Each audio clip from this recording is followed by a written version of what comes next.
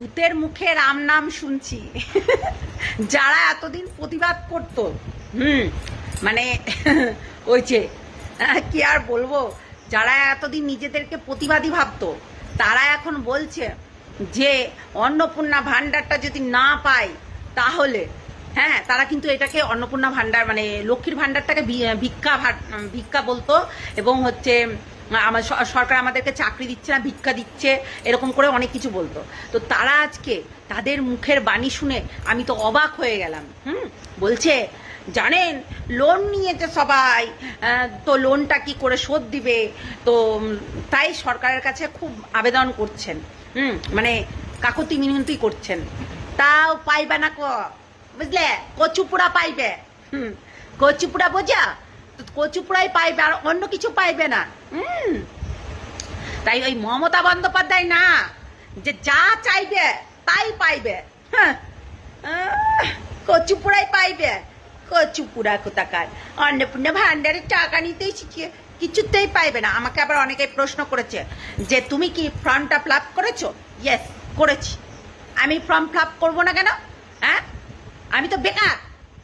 একেই জিজ্ঞাসা করেছে যে তুমি কি ফর্ম ফিল আপ করেছো? হ্যাঁ, করেছি। কিন্তু এই একের পর এক আমি অনলাইনে করেছি, আমি ঘরে বসেই করেছি, কিন্তু একের পর এক এই যে জিনিসগুলো দেখছি, কখনো বলছে আধার কার্ড, সেই জিনিসটা যেটা ফর্ম ফিল আপ করেছি সেই একটা হচ্ছে জিনিসটা বের করে নিয়ে আবার হচ্ছে জমা দিতে হবে। একের পর এক বাহানা দিচ্ছে। দেবে না দেখ সেটা আলাদা কথা, কিন্তু হ্যাঁ, যে বিহারেই পাইনি আর আমরা কি পাবো এই চিন্তা ভাবনা করেই আছি। কেননা বিহারের মানুষকেও অনেক আশ্বাস দিয়েছিল মে মাসে ঢুকে যাবে, জুন মাসে ঢুকে যাবে, আগস্ট মাসে ঢুকে যাবে, মে 2 বছর দিন ঢুকে যাবে, এরকম করে অনেক আশ্বাস দিয়েছিল, কিন্তু দেয়নি। তো তাই এইটা ভুলে যাবেন যে অন্নপূর্ণা ভাণ্ডারের টাকা থেকে আপনি যদি ভাবেন যে বাড়িতে থেকে লোন নেবেন, বাইরে থেকে লোন নেবেন, এটা কিন্তু ভুল করবেন। লোন কখনোই ওই অন্যের হচ্ছে ভরসাতে নেবেন না, ঠিক আছে? যে অন্যের ভরসাতে, মানে আপনি যদি ভাবতেন যদি মমতা সরকার থাকতো তাহলে আপনি নিঃসন্দেহে নিতে পারতেন, কারণ আপনার মেয়ের টাকা এবং আপনার টাকা ঢুকতো। কিন্তু এখন এরা দেবে কি দেবে না তার না এটি। কেননা আমরা দেখতে পাচ্ছি যারা সার্ভিস করে, ছোটোখাটো সার্ভিস যারা করে, তাদের অ্যাকাউন্টে ঢুকে গেছে, কিন্তু যারা গরিব মানুষ তাদের অ্যাকাউন্টে এখনো ঢুকেনি। বুঝতে পারছেন তার মানে অবস্থাটা কোথায়? হ্যাঁ, সত্যি বলছি। আর সমস্ত কিছুর দাম বেড়ে গেছে।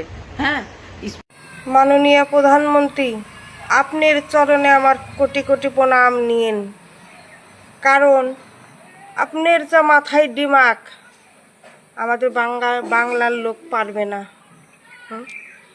আমাদের যদি বলতো স্বামী যে তোমাদের মাসে মাসে 3,000 টাকা করে দেব, এই কথাটা যদি আমাদের স্বামী বলতো, কি যে করতাম গো স্বামীকে।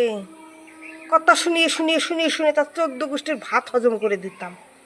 কারণ আপনি নামি দামি মানুষ, আপনাকে কিছু বলতে পারবো না। বেশি কিছু বলতে গেলে হয়তো আবার বাড়িতে পুলিশ পার্টি দিয়ে ধরে নিয়ে যাবেন। আমার তাতে অসুবিধা নেই, কারণ জানেন কিসের জন্য?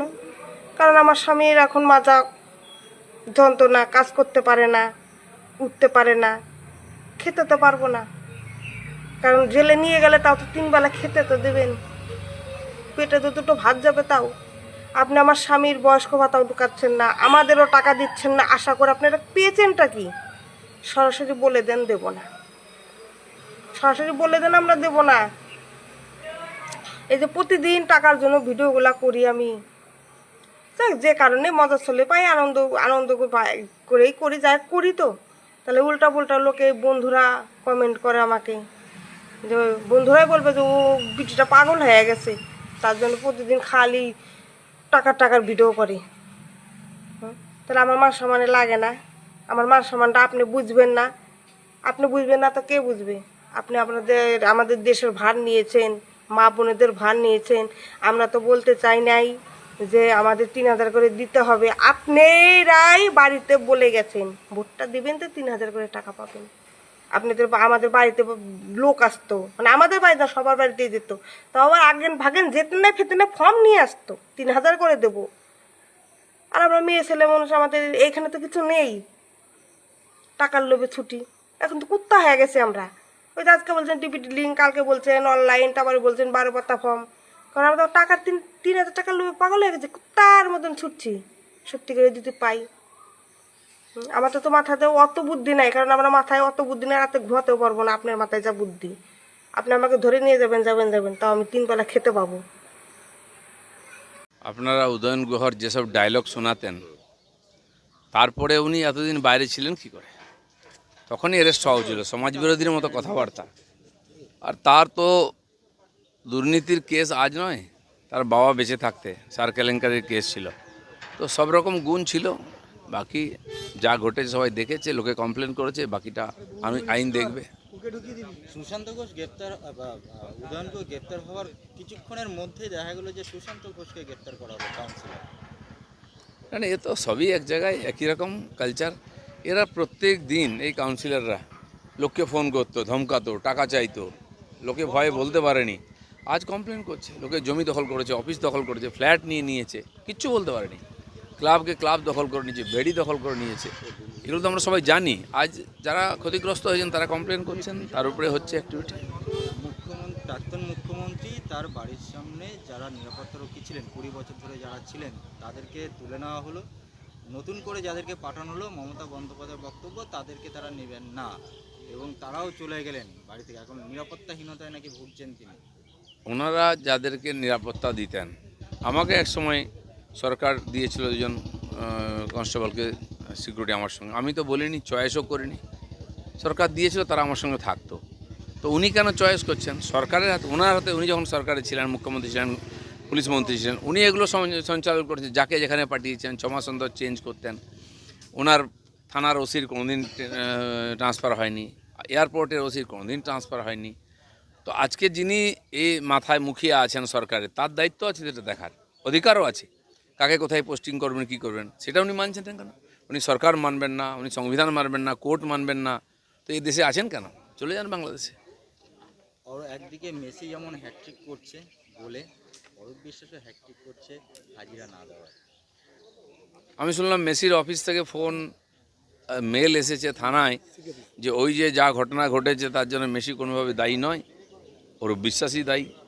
তো ইন্টারন্যাশনাল ফিগার হয়ে গেলেন অরূপ বিশ্বাস। এখন তার বিদেশ থেকে, আর্জেন্টিনা থেকে তার জন্য মেল আসছে, অনেক গুরুত্ব বেড়ে গেছে।